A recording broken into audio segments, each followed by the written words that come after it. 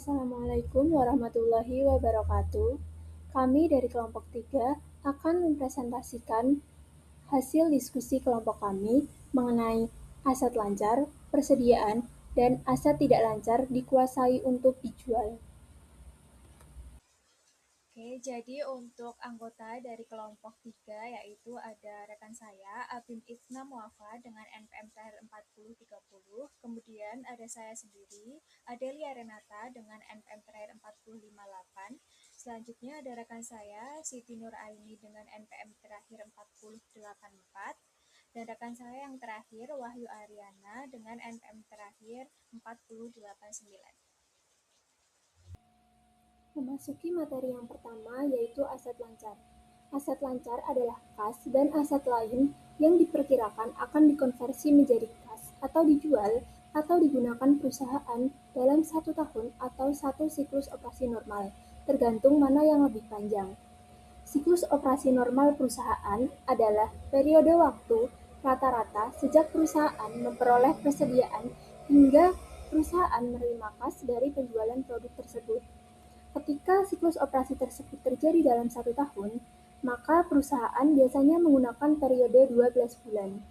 Untuk kriteria aset lancar sendiri itu ada 4. Yang pertama, aset tersebut diperkirakan akan direalisasikan atau terdapat intensif untuk dijual atau digunakan dalam siklus operasi normal.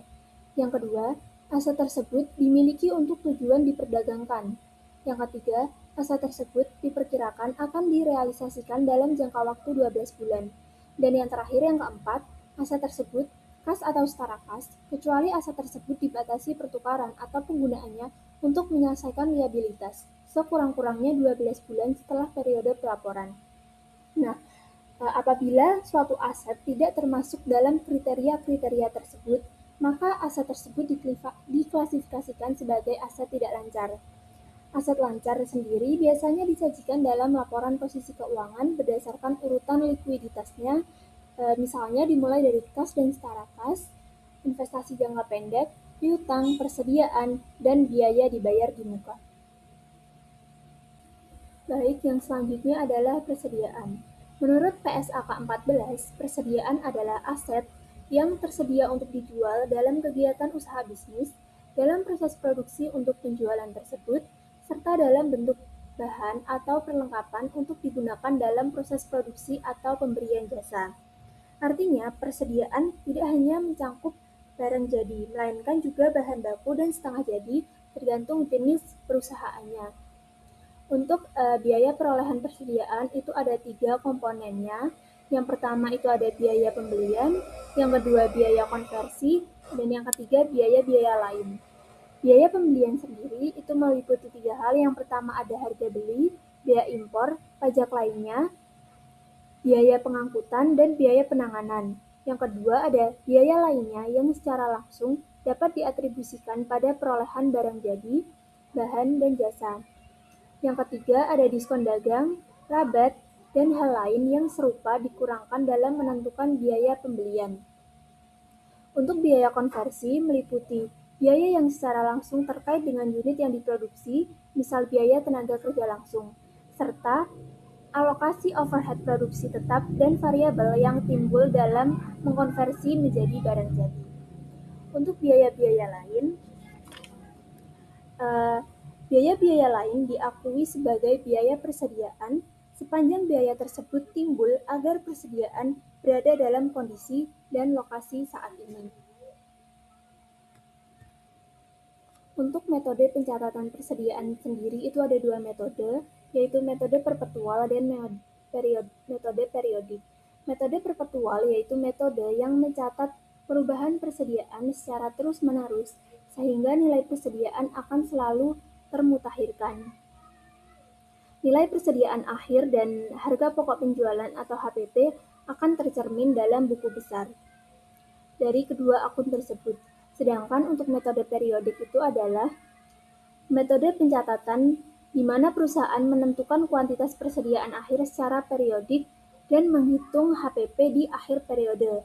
Untuk rumus perhitungan HPP dengan metode periodik itu adalah persediaan awal ditambah pembelian, ditambah beban angkut pembelian, dikurangi retur pembelian, dikurangi potongan pembelian, dan dikurangi persediaan akhir.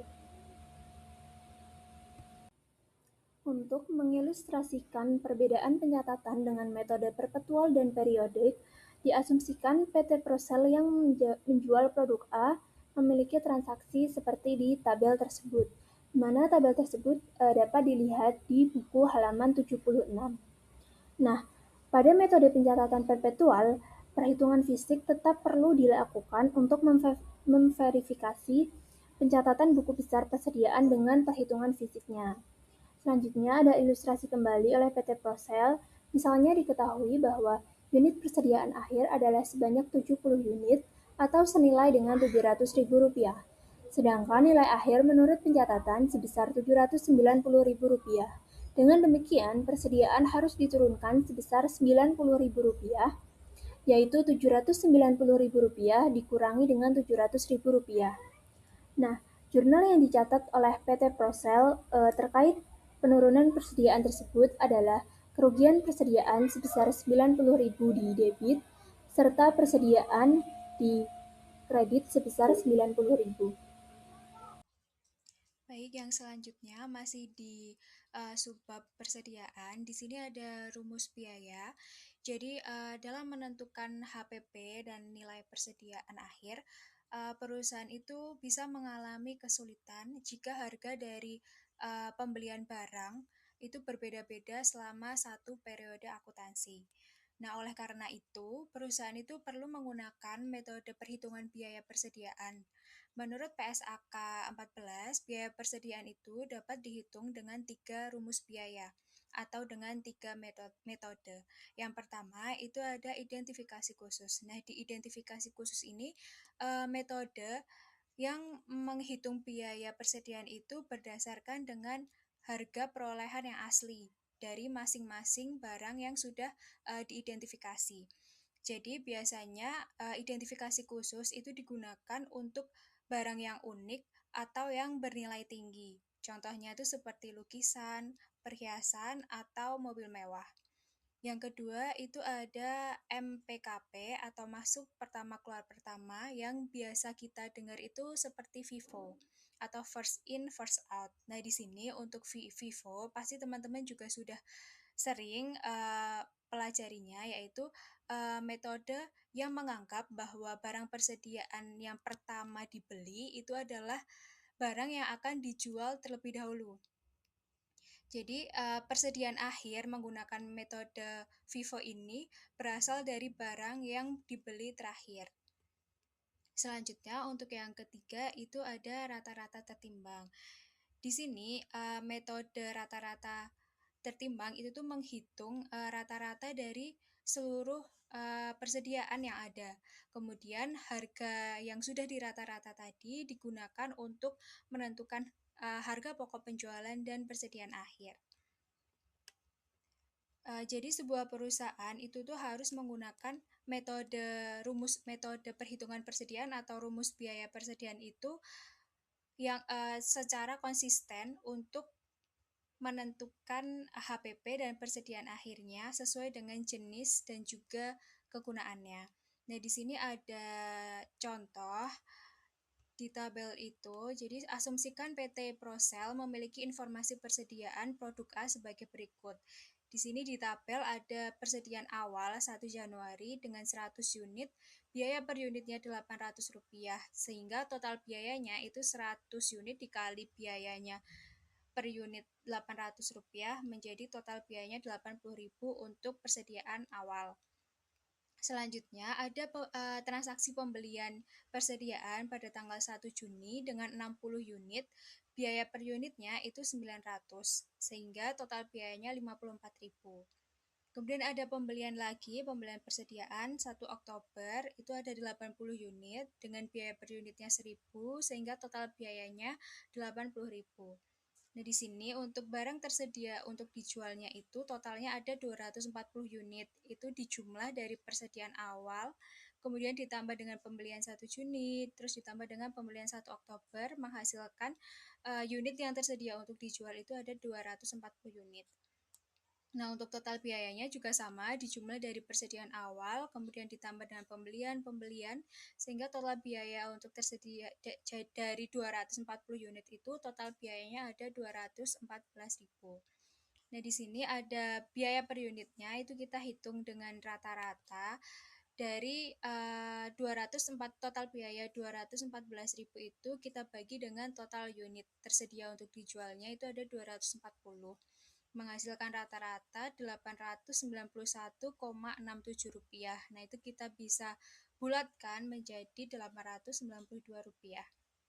Nah, di tabel itu juga itu ada penjualan 150 unit. Nah, kita diminta untuk mencari nih berapa sih harga HPP dan persediaan akhirnya. Di sini persediaan akhirnya ada 90 unit, untuk penjualannya itu 150 unit. Untuk selanjutnya itu ada contoh dari perhitungan untuk menentukan penjualan dan persediaan akhir menggunakan 3 metode rumus biaya persediaan. Baik, kita lanjutkan. Dari ilustrasi soal yang di slide sebelumnya, kita akan mencari HPP dan nilai persediaan akhirnya menggunakan 3 rumus biaya yang sudah saya jelaskan tadi. Nah, yang pertama ini ada menggunakan identifikasi khusus. Nah, seperti yang saya jelaskan tadi, untuk identifikasi khusus ini menentukan nilai persediaannya itu menggunakan harga perolehan asli dari barang tersebut. Nah, di sini diasumsikan bahwa 150 unit yang terjual itu berasal dari 100 unit persediaan awal dan 50 unit persediaan yang dibeli pada 1 Oktober. Nah, di sini kita akan menentukan untuk HPP-nya itu di tabel. Nah, nilai yang ada di tabel itu berasal dari tabel yang sudah di awal tadi. Nah, di sini kan untuk 150 unit yang terjual berasal dari 100 unit persediaan awal. Nah, di sini untuk persediaan awal 1 Januari 100 unit itu biaya per unitnya itu sebesar 800. Sehingga total biayanya ada 80.000. Nah, 50 unitnya itu berasal dari pembelian 1 Oktober. Nah, di sini untuk unitnya kita masukkan 50 unit. Nah, biaya per unitnya untuk pembelian Oktober itu 1.000 per unit. Sehingga total biayanya ada 50.000. Nah, untuk HPP-nya tinggal kita jumlah. Jadi total unit yang dijual 150. Total biaya HPP-nya kita jumlah 80.000 ditambah 50.000. Sehingga untuk HPP menggunakan identifikasi khusus ini menghasilkan 130.000. Selanjutnya kita akan mencari nilai dari persediaan akhir. Untuk rumusnya itu adalah barang tersedia untuk dijual dikurangi dengan HPP. Barang tersedia untuk dijualnya itu sebesar 214.000. Itu total yang ada di tabel slide sebelumnya. Total dari persediaan awal ditambah pembelian-pembelian itu total biayanya 214.000. Dikurangi dengan HPP menggunakan metode identifikasi khusus ini yaitu 130.000. Sehingga nilai persediaan akhirnya untuk metode identifikasi khusus sebesar 84.000. Selanjutnya, jika kita melakukan pengukuran menggunakan metode FIFO. Di sini mengacu pada ilustrasi 150 unit yang terjual berasal dari persediaan awal 100 unit, kemudian dilanjutkan persediaan yang dibeli pada 1 Juni 50 unit. Nah, karena FIFO dia kan barang yang pertama dibeli itu adalah barang yang nanti dikeluarkan untuk dijual. Nah, untuk yang pertama kali kan stoknya dari persediaan awal ya. Nah, persediaan awalnya itu ada 100 unit. Nah, itu kita keluarkan semua. Jadi komponennya itu ada persediaan awal 1 Januari 100 unit dengan biaya per unitnya 800. Sehingga total biayanya 80.000. Nah, selanjutnya kan tadi di slide sebelumnya ada transaksi pembelian pada tanggal 1 Juni. Nah, kan dari 150 jika kita sudah alokasikan 100 unit di persediaan awal, masih kurang 50. Nah, 50 unitnya kita ambilkan dari pembelian berikutnya, yaitu pembelian 1 Juni. Jadi 50 unit dengan biaya per unitnya 9.000. Jadi total biayanya ada 45.000. Sehingga kita dapat mengetahui HPP untuk 150 unit menggunakan metode FIFO menghasilkan HPP 125.000. Nilai persediaan akhirnya itu rumusnya sama, barang tersedia untuk dijualnya itu total biaya 214.000 dikurangi dengan HPP Vivo itu 125.000, menghasilkan nilai persediaan akhirnya 89.000. Baik, untuk rumus biaya yang ketiga, itu menggunakan rata-rata tertimbang. Di sini, mengacu pada ilustrasi, 150 unit yang terjual akan dikalikan dengan biaya rata-rata sebesar Rp892 yang sudah kita hitung tadi di awal. Kan tadi untuk rata-ratanya itu kan total biaya dari seluruh persediaan awal dan pembelian itu kan 214.000. Terus kemudian untuk total unitnya ada 240. Nah, itu tadi menghasilkan rata-rata Rp892. Nah, di sini untuk rata-rata tertimbang tinggal kita kalikan saja dengan 150 unit yang terjual menghasilkan total biaya 133.750. Nilai persediaan akhirnya tinggal 214.000 itu barang yang tersedia dijual dikurangi dengan HPP total biaya HPP dari metode rata-rata tertimbang itu 133.750 menghasilkan nilai persediaan akhir 80.250. Oke, selanjutnya di sini ada pengukuran untuk persediaan perusahaan manufaktur. Perusahaan manufaktur sendiri kan perusahaan yang mengolah bahan mentah menjadi barang jadi. Jadi untuk perusahaan manufaktur di sini kan memang ada 3 proses atau 3 tahapan. Yang pertama itu ada bahan baku, kemudian dalam proses, dan barang jadi. Nah, di sini pada perusahaan manufaktur itu terdapat juga 3 jenis persediaan, yaitu tadi ya, persediaan bahan baku, persediaan dalam proses produksi, dan persediaan barang jadi. Nah, di sini yang pertama untuk persediaan bahan baku itu merupakan bahan yang digunakan untuk membuat produk. Biayanya itu meliputi kayak harga pembelian bahan, kemudian biaya angkut pembelian bahan baku. Jadi atau biaya lain yang menyangkut terkait dengan perolehan bahan baku itu sendiri.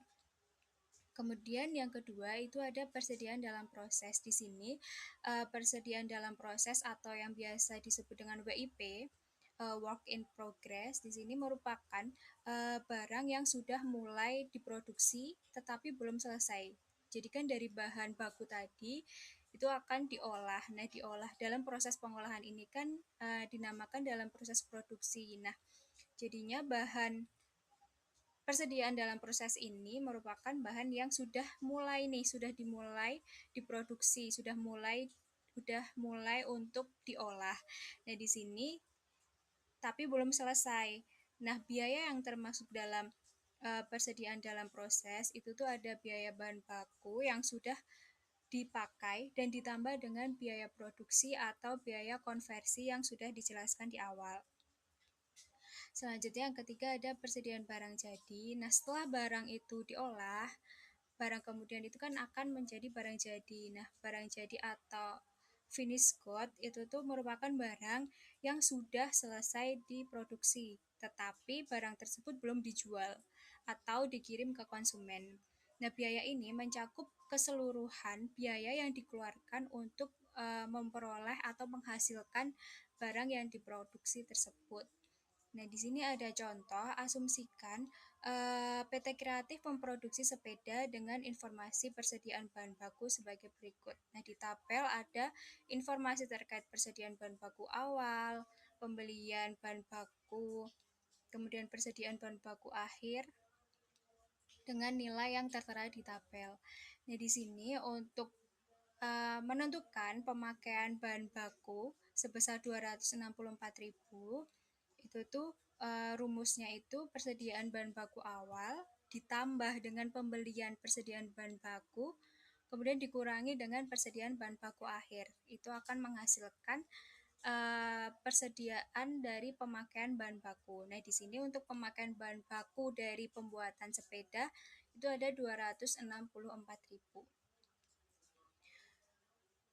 Nah, di sini PT Kreatif akan mereklasifikasi dengan jurnal sebagai berikut. Nah, di sini untuk jurnalnya itu ada persediaan dalam proses debit 264.000, Persediaan bahan baku kredit 264.000. Nah, jurnal dari bahan baku yang sudah dipakai untuk produksi ini kan direklasifikasi itu sama aja kayak dipindahkan. Kan tadinya kan bahan baku ya, bahan mentah. Nah, itu kan nanti akan dipindahkan ke dalam proses. Jadi bahan baku dipindahkan ke persediaan dalam proses. Jadi di sini itu bahannya itu tuh bukan hilang, tapi berubah menjadi persediaan dalam proses atau proses produksi. Sehingga jurnalnya untuk persediaan dalam proses ini uh, akan bertambah karena bahan baku yang di awal tadi kan akan berpindah ke dalam proses produksi. Sehingga persediaan dalam prosesnya bertambah di debit sebesar 264.000 dan persediaan bahan bakunya itu berkurang. Kenapa berkurang? Karena sudah dipakai di proses produksi, jadi berkurang di kredit juga 264.000. Oke, melanjutkan contoh dari slide sebelumnya. Untuk slide sebelumnya kan kita memperhitungkan untuk biaya bahan bakunya. Nah, di sini kan biaya bahan baku tersebut, persediaan bahan baku tersebut akan dipindahkan ke persediaan dalam proses. Nah, di sini untuk komponen dari persediaan dalam proses kan tadi juga sudah dijelaskan ada biaya konversi. Nah, di slide selanjutnya ini PT Kreatif itu mengeluarkan biaya konversi. Nah, biaya konversi ini nantinya akan menambah biaya persediaan dalam proses. Nah, biaya konversi yang ada di PT Kreatif ini itu ada tenaga kerja langsung, dari biaya honor karyawan, kemudian ada tenaga kerja tidak langsung, itu dari gaji supervisor pabrik, kemudian ada alokasi overhead. Jadi untuk total dari biaya konversi ini nantinya akan menambah persediaan dalam proses. Nah, totalnya itu 330.000. Untuk jurnalnya, persediaan dalam proses di debit 330.000. Untuk tenaga kerja langsung kredit, tenaga kerja tidak langsung dikredit juga, alokasi overheadnya juga dikredit. Nah, setelah itu di sini ada tambahan informasi dari persediaan dalam proses. Nah, informasinya itu ada persediaan dalam proses awal, itu nilainya ada 19.000. Kemudian ada persediaan bahan baku akhir periode. Nah, di sini kita akan memperhitungkan perpindahan dari persediaan dalam proses ke persediaan barang jadinya. Kita akan menghitung biaya manufakturnya, itu rumusnya persediaan dalam proses awal ditambah dengan penggunaan bahan baku, ditambah dengan biaya konversi dan dikurangi dengan persediaan dalam proses akhir. Jadi kita jumlahkan dan kita kurangkan, menghasilkan biaya manufaktur sebesar 570.000. Nah, biaya manufaktur ini nantinya akan dilakukan penjurnalan untuk pengakuan persediaan barang jadi. Nah, untuk jurnalnya, perhatikan persediaan dalam prosesnya ini akan dikredit, akan berkurang sebesar 570.000 karena ditransfer ke persediaan barang jadi. Jadi persediaan barang jadinya debit 570.000. Selanjutnya ada tabel terkait informasi persediaan barang jadi. Di sini ada persediaan barang jadi awal 69.000, persediaan barang jadi akhir 66.000. Nah, kita akan menghitung nilai persediaan barang jadinya, itu rumusnya persediaan awal ditambah dengan biaya manufaktur. Persediaan awalnya kita ambil dari tabel yaitu 69.000 ditambah dengan biaya manufaktur yang sudah kita hitung tadi sebesar 570.000. Jadi totalnya ada 639.000. Kemudian kita akan menjurnal untuk pengakuan HPP. Jadi HPP di sini itu dihitung dari persediaan barang jadi yang tersedia untuk terjual itu sebesar 639.000. Dikurangi dengan persediaan akhirnya yang ada di tabel itu 66.000. Sehingga HPP-nya itu bertambah 573.000. Nah, untuk persediaan barang jadinya itu berkurang 573.000 juga. Nah, di sini itu jurnal pengakuan HPP pada saat barang tersebut terjual. Baik, yang selanjutnya ada pengukuran untuk persediaan perusahaan agrikultur. Nah, di sini untuk perusahaan agrikultur, produk yang dipanen atau dihasilkan dari aset biologisnya, contoh aset biologisnya itu adalah hewan atau tanaman hidup. Nah, itu diukur atau dinilai menggunakan nilai wajar saat panen itu dipanen atau saat panen itu dihasilkan. Jadi nilai tersebut, nilai wajar tersebut kemudian menjadi biaya perolehan pada awal uh, periode. Jadi menjadi biaya persediaan awal periode. Nah, contoh dari hasil perusahaan agrikultur ini contohnya ada susu, getah, kemudian ada wool. Nah, selanjutnya di sini ada LCNRV atau Lower Cost of Net Realizable Value. Realizable Value. Nah, di sini LCNRV itu pernah kita pelajari. Nah, di sini LCNRV itu berarti persediaan yang dicatat sebesar biaya perolehan atau nilai realisasi neto atau biasa disebut NRV mana yang lebih rendah. Jadi NRV sendiri itu adalah perkiraan harga jual dikurangi dengan biaya penyelesaian dan biaya penjualan.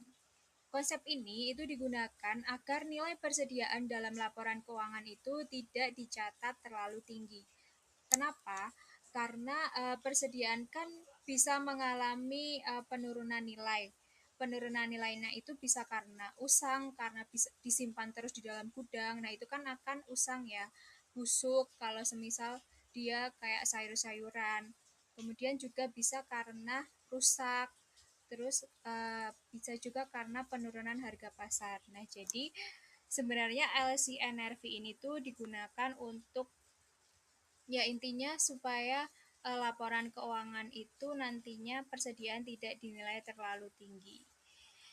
Nah, jika NRV itu lebih rendah dari biaya perolehan, maka nilai persediaan itu harus diturunkan ke NRV dan selisihnya itu diakui sebagai beban.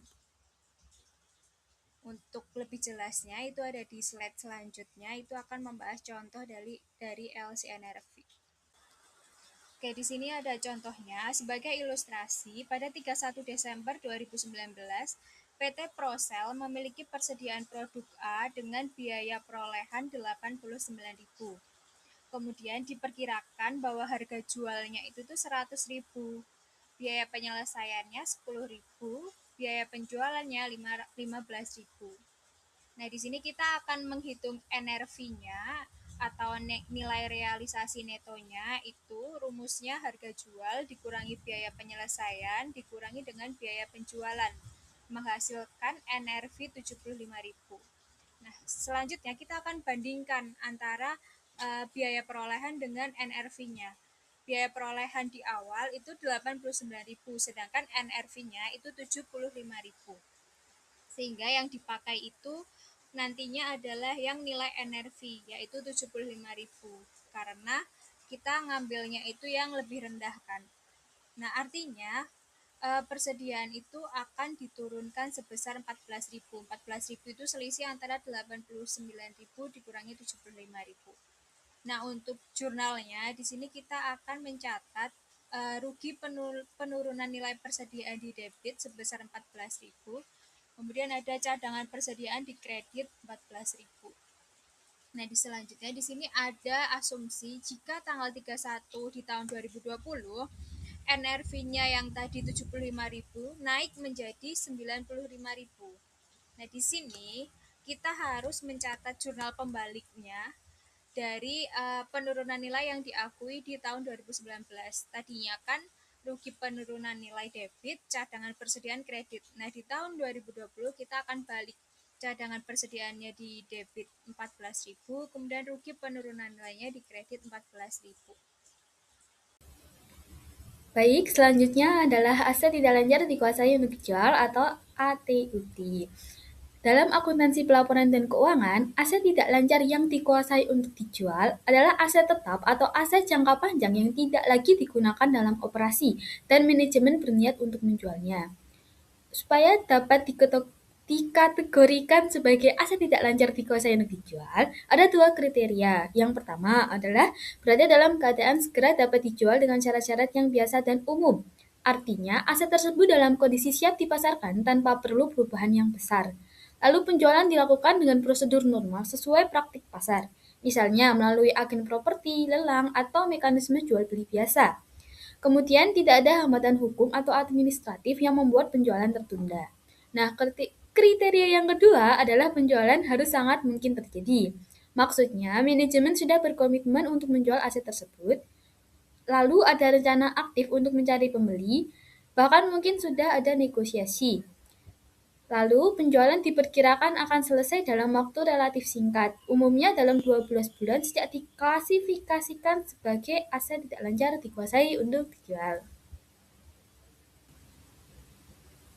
Untuk kategori yang pertama, yaitu berada dalam keadaan segera dapat dijual dengan syarat-syarat yang biasa dan umum. Di sini ada contoh kasusnya, yaitu PT Idea menjalankan rencana untuk menjual gedung kantor pusatnya dan telah memulai kegiatan untuk mendapatkan pembeli. Namun, perusahaan tersebut bermaksud untuk mengalihkan gedung kepada pembeli setelah mengosongkan gedung tersebut. Analisis untuk kasus tersebut yaitu kriteria berada dalam keadaan segera dapat dijual terpenuhi pada saat tanggal komitmen rencana tersebut. Waktu yang diperlukan untuk mengosongkan gedung merupakan hal yang biasa dan umum untuk penjualan aset semacam itu.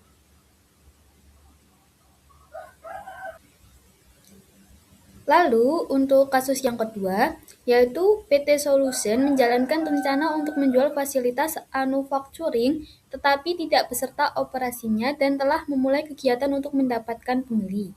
Perusahaan tidak bermaksud untuk mengalihkan fasilitas tersebut kepada pembeli sampai setelah perusahaan menghentikan seluruh operasi fasilitas tersebut dan mengeliminasi pesanan pelanggan yang belum diselesaikan. Untuk analisis dari kasus tersebut, yaitu kriteria berada dalam keadaan segera dapat dijual tidak terpenuhi saat tanggal komitmen rencana tersebut. Penundaan waktu pengalihan fasilitas ditentukan oleh PT Solution atau penjual menunjukkan fasilitas tidak tersedia untuk segera dijual. Untuk kategori yang kedua, yaitu penjualan harus sangat mungkin terjadi.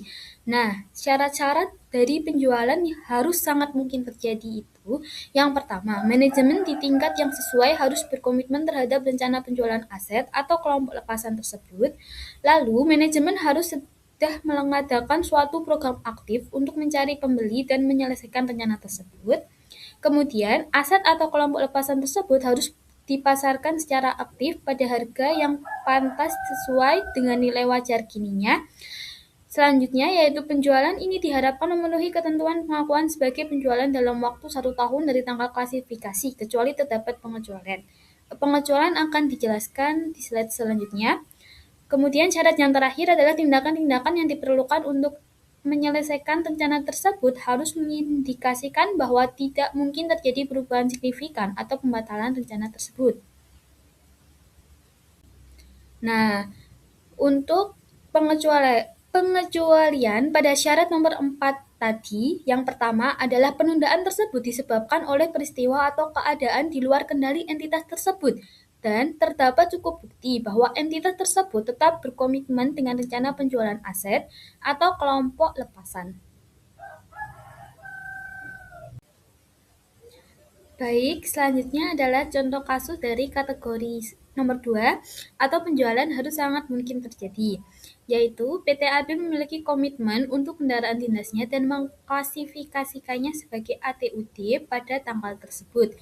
Selama periode 1 tahun awal, kondisi pasar yang ada menjadi memburuk dan mengakibatkan kendaraan tersebut tidak terjual sampai akhir periode tahun tersebut. Selama periode tersebut, PT Apel aktif menawarkan ke pasar tetapi tidak mendapat penawaran pembelian aset yang pantas dari pembeli sehingga harga diturunkan. Nah, untuk analisis dari kasus tersebut, pengecualian syarat 1 tahun diperbolehkan dengan alasan sebagai berikut.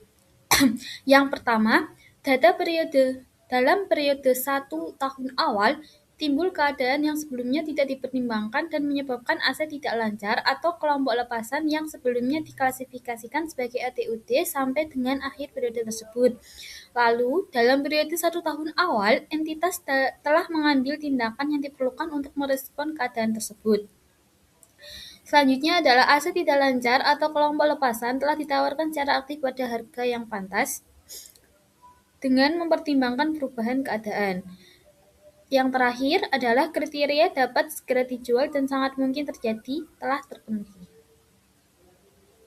Yang kedua, kita akan masuk ke pemenuhan kriteria ATUD setelah periode peraperan. Nah, jadi jika suatu aset baru memenuhi kriteria untuk dijual setelah periode peraperan berakhir, maka aset tersebut tidak langsung diklasifikasikan di neraca utama, melainkan ada beberapa informasi yang harus diungkapkan di CLK. Yang pertama yaitu kita harus memberikan uraian atau deskripsi yang jelas mengenai apa saja bentuk aset tidak lancar atau kelompok dari aset lepasan tersebut. Yang kedua, jika perusahaan memiliki pelaporan segmen operasional, maka pelaporan segmen dari aset yang akan dilepas ini harus disajikan sesuai dengan aturan PSAK nomor 5.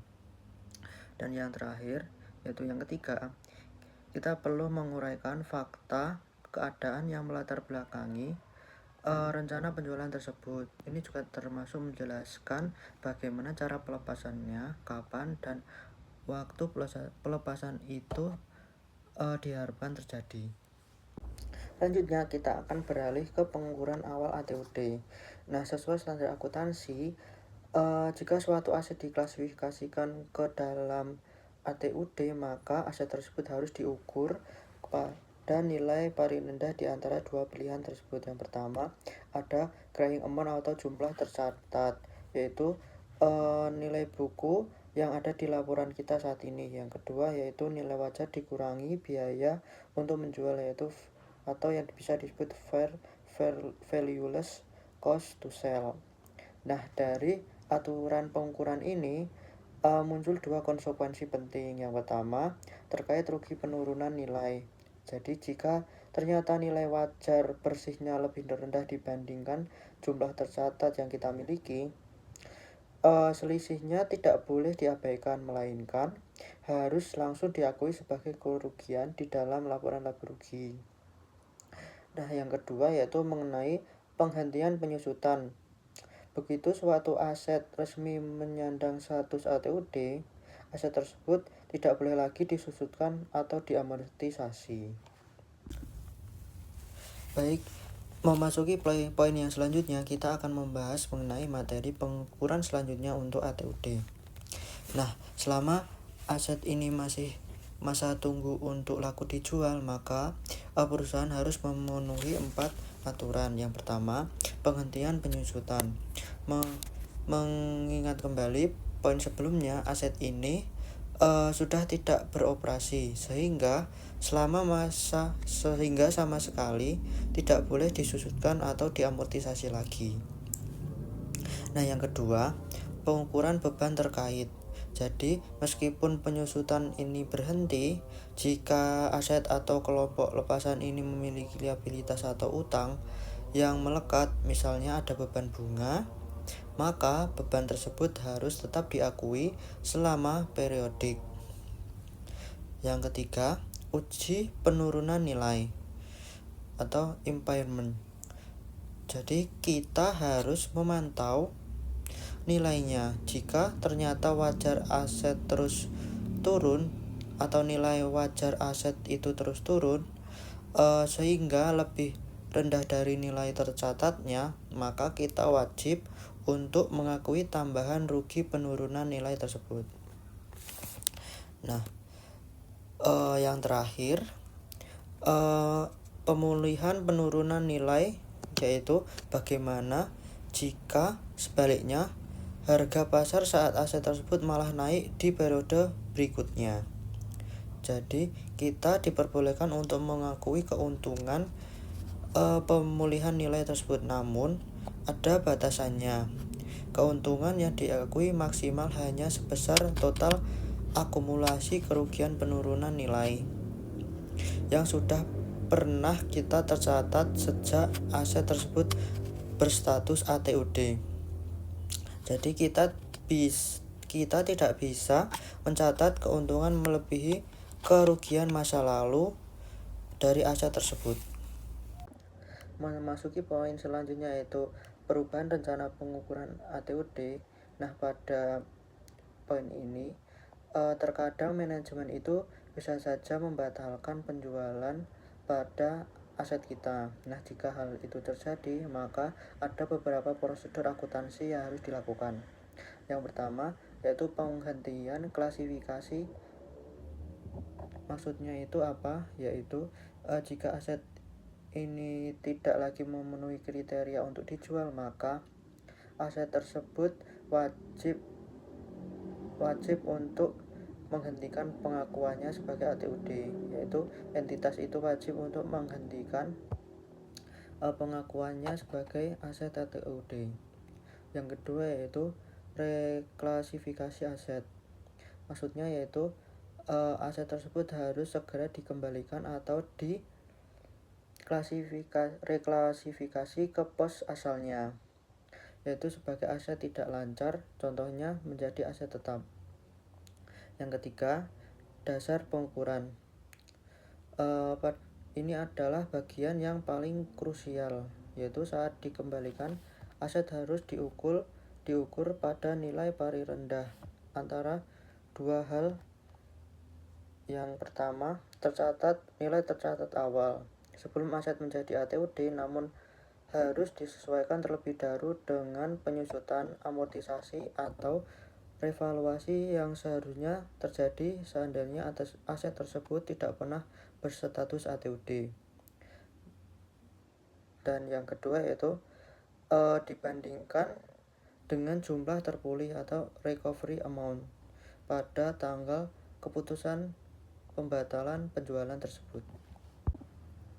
Beralih poin yang selanjutnya yaitu penjualan ATUD.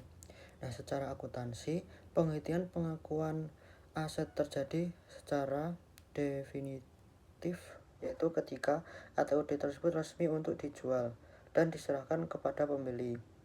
Nah, pada tanggal penghentian pengakuan atau tanggal transaksi tersebut, perusahaan berkewajiban untuk mengakui adanya keuntungan ataupun kerugian dari penjualan tersebut. Nah, keuntungan atau kerugian ini diakui sebesar selisih antara jumlah tercatat atau nilai buku terakhir ATUD pada tanggal tersebut dengan harga jual yang disepakati pada saat terjadinya transaksi atau disepakati oleh pembeli. Memasuki poin yang terakhir yaitu penyajian dan pengungkapan ATUD di dalam laporan keuangan. Nah, standar akuntansi memiliki beberapa ketentuan terkait hal-hal tersebut. Yang pertama, aset tidak lancar maupun kelompok lepasan yang berstatus ATUD harus disajikan secara terpisah dari aset biasanya di dalam neraca atau laporan posisi keuangan. Yang kedua, hal yang sama berlaku untuk liabilitas atau utang yang melekat pada kelompok lepasan tersebut. Liabilitas ini harus disajikan terpisah dari liabilitas operasional perusahaan.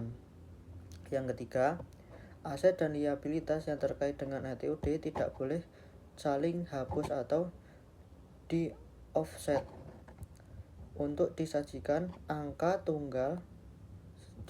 satu angka tunggal, keduanya harus berdiri sendiri. Nah, yang keempat yaitu kelompok aset dan liabilitas utama ini harus diungkapkan secara terpisah, baik langsung di laporan posisi keuangan maupun di dalam CLK atau catatan atas laporan keuangan. Yang terakhir yaitu jika ada penghasilan atau beban kumulatif yang diakui di penghasilan komprehensif lain atau OCI yang berhubungan dengan aset ini, maka pos tersebut harus disajikan secara terpisah. Baik, yang selanjutnya di sini ada studi kasus terkait penjualan aset pada PT Waskita Karya Tbk tahun 2023 sampai 2025. Nah, untuk profil dari perusahaannya akan dijelaskan oleh rekan saya. Nama perusahaannya adalah PT Wijaya Karya Persero Tbk dengan kode perusahaan WIKA. Untuk tanggal pendiriannya yaitu 11 Maret 1990 dengan status badan usaha milik negara atau BUMN. Posisi pasarnya merupakan salah satu dari Big Four perusahaan konstruksi plat merah di Indonesia. Plat merah di sini adalah istilah untuk BUMN atau BUMD di Indonesia, di mana sebagian besar atau seluruh sahamnya dimiliki oleh pemerintah. Untuk ekosistem bisnis atau pilar utamanya, itu yang pertama ada infrastruktur dan gedung, yaitu fokus pada jalan tol, jembatan, bandara, dan pelabuhan. Yang kedua ada energi dan industrial plant, yaitu pembangkit listrik dan fasilitas migas. Yang ketiga ada industri, yaitu melalui Wika Beton atau WTON, dan industri baja atau otomotif.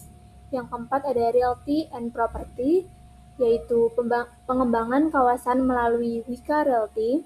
Dan yang kelima ada investasi, di mana Wika memiliki penyertaan modal atau saham di berbagai badan usaha jalan tol atau BUJT. Selanjutnya, kita akan membahas terkait ringkasan kasus dari PT Waskita Karya. Nah, studi kasus penjualan aset atau divestasi dari PT Waskita Karya ini dilakukan selama periode 2023 sampai 2025. Hal ini merupakan strategi utama dari PT Waskita Karya untuk memperbaiki kondisi ekonomi atau kondisi keuangan dari perusahaan tersebut. Nah, langkah ini dilakukan oleh perusahaan guna untuk memperbaiki arus kas, untuk mengurangi beban utang yang besar, serta untuk melanjutkan proses rekonstruksi keuangan perusahaan. Nah, hal ini itu diawali dengan pada tahun 2023, perusahaan itu mulai melakukan pada tahun 2023, perusahaan itu mulai menghadapi tekanan keuangan yang cukup besar. Hal ini disebabkan karena adanya beban utang yang tinggi yang berasal dari berbagai proyek infrastruktur yang sebelumnya dikerjakan oleh PT Waskita Karya. Nah, khususnya itu dari proyek pembangunan jalan tol. Kemudian pada tanggal 16 November 2023, saham perusahaan PT Waskita Karya ini bahkan sempat disuspensi oleh BI karena adanya permasalahan dalam pembayaran kewajiban bunga obligasi.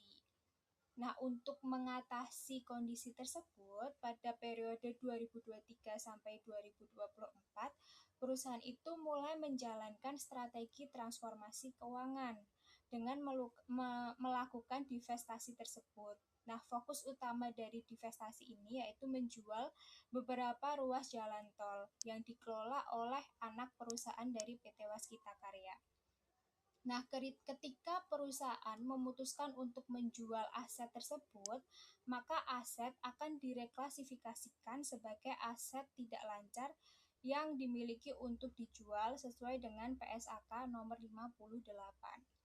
Nah, selanjutnya pada tahun 2025, perusahaan itu menargetkan dapat memperoleh sekitar 5,25 triliun dari penjualan beberapa ruas jalan tol guna untuk meningkatkan likuiditas dan mengurangi beban utang perusahaan.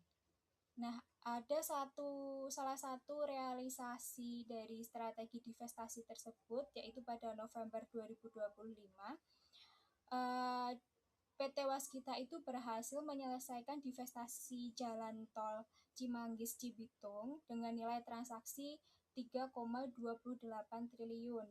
Namun demikian, hingga September 2025, perusahaan masih mencatat kerugian sekitar 3,17 triliun, sehingga program divestasi aset ini menjadi langkah penting dalam upaya memperbaiki kondisi keuangan perusahaan PT Waskita Karya. Baik, selanjutnya adalah analisis kasus dari PT Waskita tersebut. Yang pertama adalah kategori ATUT. Jadi, ruas tol Waskita adalah aset tidak lancar atau infrastruktur jangka panjang. Karena manajemen sudah berkomitmen menjualnya untuk restrukturisasi utang, maka aset tersebut memenuhi kriteria ATUT, yaitu segera dapat dijual dengan syarat umum, tol sudah beroperasi dan siap untuk dialihkan. Lalu penjualan sangat mungkin terjadi. Ada rencana divestasi resmi dengan target waktu kurang dari 12 bulan dan negosiasi dengan calon pembeli. Kemudian selanjutnya adalah pengukuran ATUT. Jadi mula-mula saat reklasifikasi dicatat sebesar nilai buku. Selanjutnya diukur pada nilai wajar dikurangi dengan biaya penjualan. Mana yang lebih rendah? Jika nilai pasar tol kurang dari nilai buku, waskita harus mengakui rugi penurunan nilai. Sebagai contoh, jika nilai buku 5 triliun rupiah, nilai wajarnya 4,8 triliun rupiah, maka biaya penjualannya 0,1 triliun rupiah. Jadi nilai ATUD-nya 4,7 triliun rupiah. Selanjutnya adalah penjualan ATUD.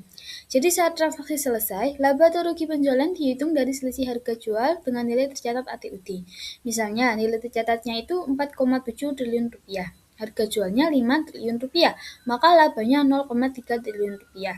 Dalam kasus waskita, hasil penjualan dipakai untuk mengurangi utang 80 triliun rupiah dan memperbaiki likuiditas.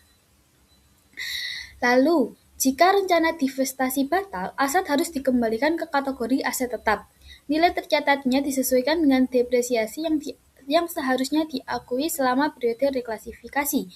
Ini menjaga agar laporan tetap mencerminkan penggunaan aset jangka panjangnya. Yang terakhir adalah pengungkapannya. Jadi ATUD ditampilkan secara terpisah di neraca, tidak digabung dengan aset tetap lain. Pengungkapan di catatan laporan keuangan harus menjelaskan yang pertama alasan penjualannya, yaitu restrukturisasi utang, efisiensi portofolio. Lalu status transaksinya apa? Sedang dinegosiasi atau sudah terjual.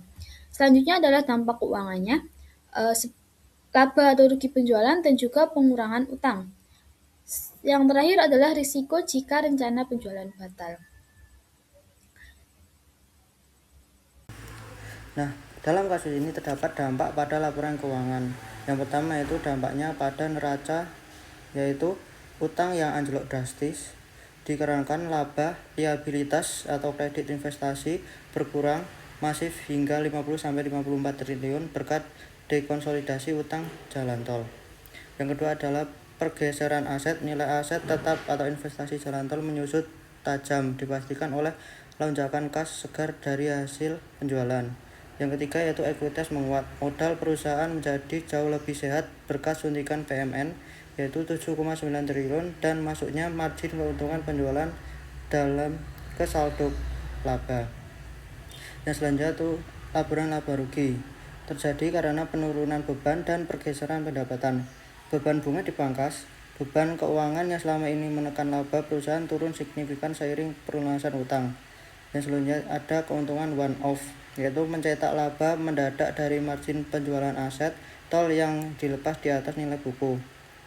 Yang terakhir yaitu ada fokus inti bisnis, kehilangan recurring income yaitu pendapatan berulang dari tarif tol, pendapatan kembali murni ditopang oleh jasa konstruktif. Demikianlah yang dapat kami sampaikan. Semoga materi yang kami bagikan dapat memberikan manfaat dan membuka wawasan baru bagi kita semua. Apabila ada kesalahan dalam pengucapan kata dan sebagainya, kami memohon maaf. Segala kritik, saran, dan pertanyaan dapat disampaikan pada kolom komentar. Terima kasih, sampai jumpa pada lain kesempatan.